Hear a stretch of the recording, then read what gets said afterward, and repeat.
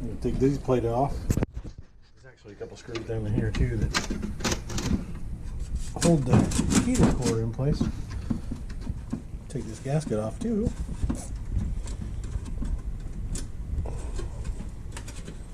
I'm not sure I can do one-handed. I'll sit you on the front of the car.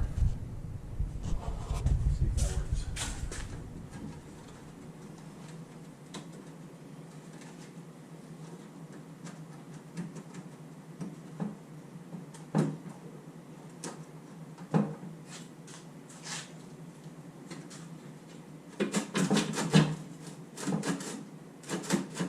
Come on. You're almost through.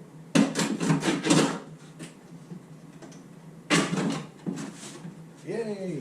Success is my only option. Yeah.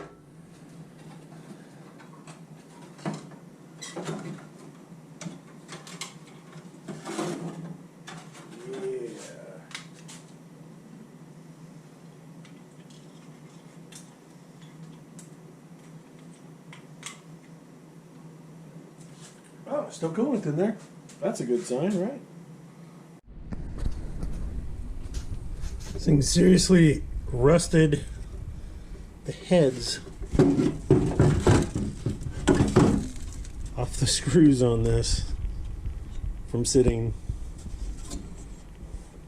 with the mouse nest on top of it. They even rusted this clip off while it was there. So this is gonna be interesting, but something in there might help. We'll see.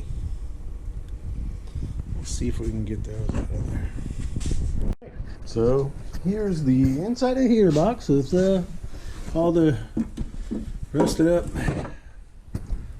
mouse infested parts removed. So I get this all cleaned up. Hopefully be able to clean up that stuff and make it usable again. Should be fine. Perfect. It's inside the heater box. Just got to make it not smell like mice. And then we'll start putting it back together after we spend a day cleaning it all up. The housing cleaned up pretty good.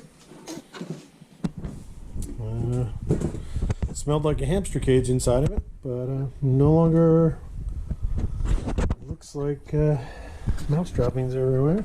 So pretty clean. I actually sprayed this with some aluminum paint, so that actuator works good, looks good. So I gotta clean up that stuff and that stuff, but it is cleaned up pretty well so far. So I thought I'd test this heater core, see if it actually holds pressure or not. I threw it in my carburetor cleaner machine and actually cleaned up pretty good.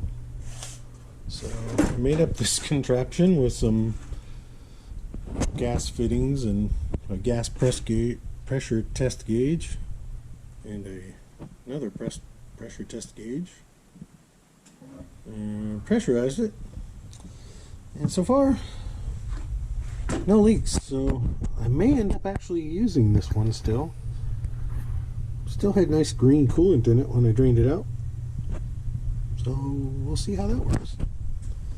Let it sit for a while, make sure it doesn't spring leak. Heater core sat and pressurized for several hours, never leaked, so I went ahead and I'm going to put it in. Got the pan, whatever you want to call that, for heater core cleaned up, everything except for these, because I don't really, you can't really see them, but also don't know how I get the rust off and not ruin the rubber parts, so those will just stay that way. But the box is cleaned up, actuators are cleaned up, everything's cleaned up.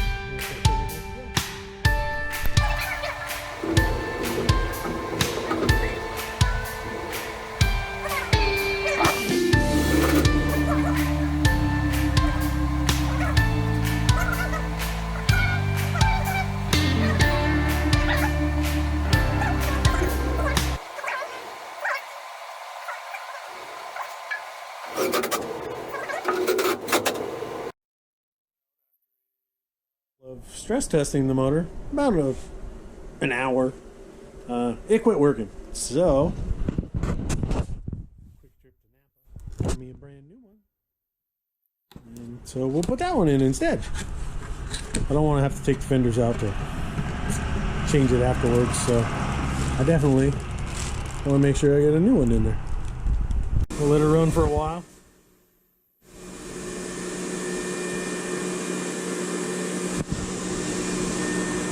No air leaks around it. Got it resealed with some 3M strip caulk.